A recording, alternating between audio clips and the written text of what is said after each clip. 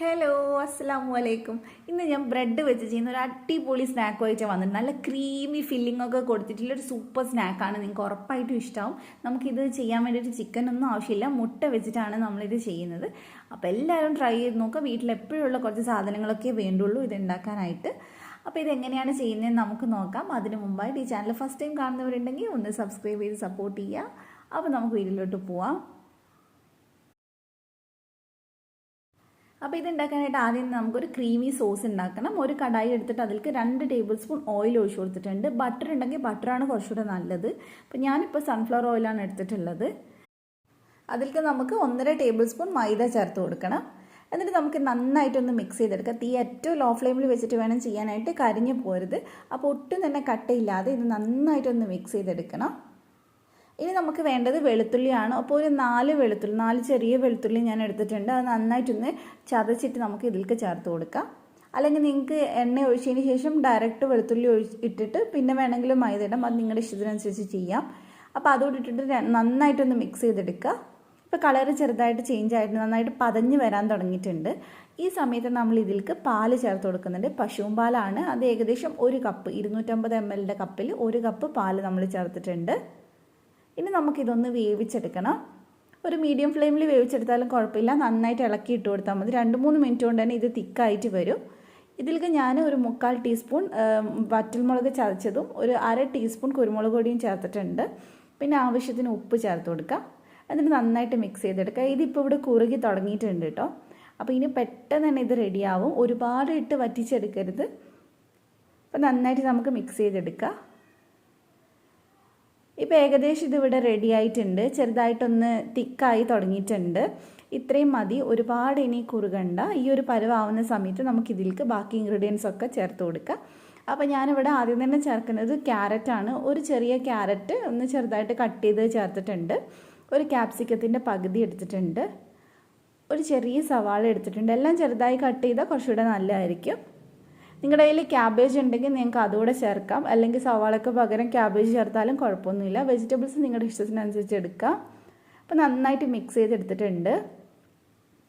തീ നല്ല ലോ ഫ്ലെയിമിൽ വെച്ചിട്ട് വേണം ഇതൊക്കെ ചെയ്യാനായിട്ട്. അപ്പോൾ ഇതെല്ലാം മിക്സ് ആയിട്ടുണ്ട്. ഞാൻ തീ ഓഫ് ചെയ്ത് കൊടുത്തു. ഇനി നമുക്ക് ഓഫ് ചെയ്തതിന് ശേഷം ബാക്കി ഇൻഗ്രീഡിയൻസ് ചേർക്കാം. അല്ലെങ്കിൽ ഒരുപാട് ഡ്രൈ ആയി പോവും. ഇനി ഇതിലേക്ക് 2 പുഴുങ്ങിയ മുട്ട ചെറുതായി കട്ട് ചെയ്തതും അതുപോലെ തന്നെ ചെറിയ കഷ്ണം കുക്കുംബർ ഇട്ടിട്ടുണ്ട്. കുറച്ച് മല്ലിയില ഏകദേശം 2 ടേബിൾ സ്പൂൺ ഉണ്ടാവും. അതും കൂടി ചേർത്തിട്ട് ഒന്ന് മിക്സ് ചെയ്തെടുക്കുക.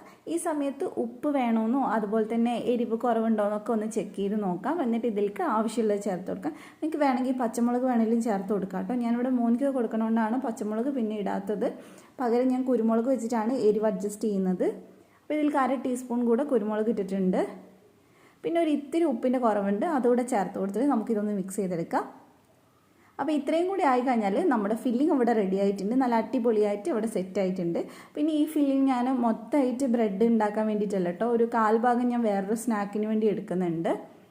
അപ്പോൾ നിങ്ങൾ ഉണ്ടാക്കി വരുമ്പോൾ അത്യാവശ്യം ഉണ്ടാവും ഇത് ചെയ്ത് വരുന്ന സമയത്ത്. കാരണം ബ്രെഡിൻ്റെ ഉള്ളിൽ ഒരുപാട് ഫില്ലിങ്സ് ഒന്നും വേണ്ടി വരില്ല.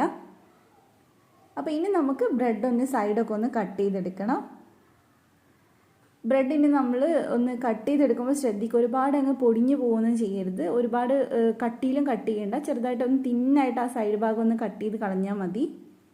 ഇപ്പോൾ അഥവാ കട്ട് ചെയ്തില്ലെങ്കിലും കുഴപ്പമൊന്നുമില്ല, കാണാനൊരു ഭംഗിക്കുറവ് ഉണ്ടാവുന്നേ ഉള്ളൂ. അപ്പോൾ അങ്ങനെ 4 സൈഡ് നമ്മൾ കട്ട് ചെയ്തെടുത്തിട്ടുണ്ട്. അപ്പോൾ ഇനി നമുക്കിതൊന്ന് പരത്തിയെടുക്കണം. അപ്പോൾ ഒരു ബ്രെഡ് എടുത്തിട്ട് നമ്മൾ സാധാരണ ചപ്പാത്തി പരത്തുന്നുണ്ടല്ലോ അതേപോലെ പരത്തിയെടുക്കുക. എന്ന് വെച്ചാൽ ഒരുപാട് പ്രസ് ചെയ്ത് അത് പൊടിച്ചെടുക്കരുത്. ചില ബ്രെഡ് നമ്മൾ പരത്തുമ്പോൾ തന്നെ വല്ലാണ്ട് പൊടിഞ്ഞ് പൊട്ടിപ്പോവും. അങ്ങനെ ഉണ്ടെങ്കിൽ നിങ്ങൾ ബ്രെഡിൻ്റെ പീസ് എടുത്തിട്ട് ഒന്ന് ഒരു 5 മിനിറ്റ് അല്ലെങ്കിൽ ഒരു 3 മിനിറ്റൊക്കെ ഒന്ന് ആവി കയറ്റി എടുത്തിട്ട് ഒന്ന് പരത്തി കൊടുത്താൽ നല്ല സൂപ്പറായിട്ട് കിട്ടും. അങ്ങനെ ചെയ്തിട്ടില്ലാത്തവർ അങ്ങനെ ചെയ്ത് നോക്കുക. അപ്പോൾ ഞാനിതെല്ലാം ഒന്ന് പരത്തിയെടുത്തിട്ടുണ്ട്. അപ്പോൾ ഇനി നമുക്ക് ഇതിൻ്റെ സൈഡിലേക്കായിട്ട് മൈദ പേസ്റ്റ് വെച്ചിട്ട് ഒന്ന് നന്നായിട്ടൊന്ന് ഒട്ടിച്ച് കൊടുക്കണം. നന്നായിട്ടൊന്ന് തേച്ച് കൊടുക്കുക. കുറച്ച് മൈദയിൽ വെള്ളം ഒഴിച്ച് മിക്സ് ചെയ്തിട്ടുള്ളതാണ്.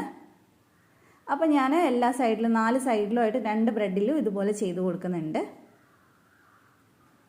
നമുക്ക് നന്നായിട്ടത് ഫ്രൈ ആയി വരുന്ന സമയത്ത് നന്നായിട്ട് ഇരിക്കാൻ വേണ്ടിയിട്ടാണ്. അപ്പോൾ ഇനി ഇതിലേക്ക് നമുക്ക് ഫില്ലിങ്സ് വെച്ച് കൊടുക്കാം. ഞാൻ അവിടെ ഏകദേശം ഒരു 2 ടേബിൾ സ്പൂൺ വെച്ചിട്ടുണ്ട്. എന്നിട്ട് നമുക്കത് നടുക്ക് എല്ലാവരുമായിട്ട് ഒന്ന് വെച്ച് കൊടുക്കാം.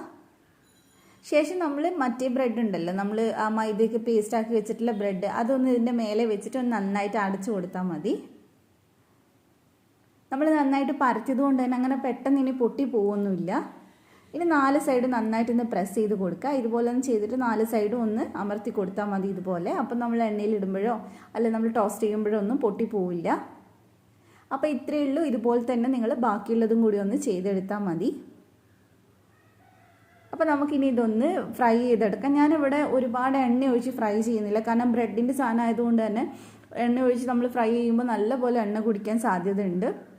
അപ്പോൾ കുറച്ചൊന്ന് എണ്ണ ഒഴിച്ചിട്ട് ഒന്ന് ടോസ്റ്റ് ചെയ്തെടുക്കുക. ഇനി ഒട്ടും എണ്ണ വേണ്ടാത്തവരാണെങ്കിൽ എണ്ണ ഒന്ന് ബ്രഷ് ചെയ്ത് കൊടുത്തിട്ട് അങ്ങനെ ടോസ്റ്റ് ചെയ്ത് കൊടുത്താലും കുഴപ്പമൊന്നുമില്ല, കഴിക്കാൻ നല്ല ടേസ്റ്റ് ഉണ്ടാവും. അപ്പോൾ ഇനി നമുക്ക് തിരിച്ച് മറിച്ചിട്ടിട്ട് ഇതൊരു കളറാവുന്നതിൽ ഒന്ന് വേവിച്ചെടുക്കാം. ഞാൻ ഇവിടെ ഒരു 3 ടേബിൾ സ്പൂണോളം ഓയിൽ ഒഴിച്ചിട്ടുണ്ട്. അപ്പോൾ അത്രയും കൂടി വേണ്ടാത്തവർ 1 ടേബിൾ സ്പൂണൊക്കെ ഒഴിച്ചിട്ടും ചെയ്തെടുത്താൽ മതി. അപ്പോൾ ഇനി നമുക്ക് തിരിച്ചിട്ട് കൊടുക്കാം. ഇനി നിങ്ങൾക്ക് വേണമെങ്കിൽ മുഴുവൻ എണ്ണയിലിട്ട് ഡീപ്പ് ഫ്രൈ ചെയ്യാം കേട്ടോ, അത് നിങ്ങളുടെ ഇഷ്ടത്തിനനുസരിച്ച് ചെയ്താൽ മതി. അപ്പോൾ ഇത് 2 സൈഡ് ഇവിടെ റെഡി ആയിട്ടുണ്ട്. ഇനി നമുക്കിതെടുത്ത് മാറ്റാം. നല്ല മുരിഞ്ഞ് വന്നിട്ടുണ്ട്, നല്ല ക്രിസ്പിയാണ്. ഇത് കുറേ നേരം ഇതേപോലെ തന്നെ നല്ല മുരിഞ്ഞിരിക്കും. അപ്പോൾ ഇതേപോലെ തന്നെ ബാക്കിയുള്ളതും ചെയ്തെടുത്താൽ മതി. അപ്പോൾ ഇനി നമുക്ക് ഇതൊന്ന് കട്ട് ചെയ്ത് നോക്കാം. നല്ല ടേസ്റ്റി ആയിട്ടുള്ളൊരു സ്നാക്കാണ് കേട്ടോ, എല്ലാവർക്കും ഒരുപോലെ ഇഷ്ടമാവുന്നൊരു സ്നാക്കാണ്. അപ്പോൾ എന്തായാലും ട്രൈ ചെയ്ത് നോക്കാം. നമുക്ക് ചിക്കനൊന്നും ആവശ്യമില്ല ഇത് ചെയ്യാനായിട്ട്. അപ്പോൾ നിങ്ങൾ പെട്ടെന്ന് തന്നെ ട്രൈ ചെയ്യുക, എന്നിട്ട് ഫീഡ്ബാക്ക് പറയുക. അപ്പോൾ നിങ്ങൾക്ക് ഈ റെസിപ്പി ഇഷ്ടമായിട്ടുണ്ടെങ്കിൽ വീഡിയോ ലൈക്ക് ചെയ്യുക, ഫ്രണ്ട്സിനും ഫാമിലിക്കും ഒന്ന് ഷെയർ ചെയ്ത് കൊടുക്കുക. അതുപോലെ തന്നെ സബ്സ്ക്രൈബ് ചെയ്യാത്തവർ ഒന്ന് സബ്സ്ക്രൈബ് ചെയ്യുക. മറ്റൊരു വീഡിയോ ആയിട്ട് വീണ്ടും കാണാം ഇൻഷാ അല്ലാഹ്. Thank you for watching.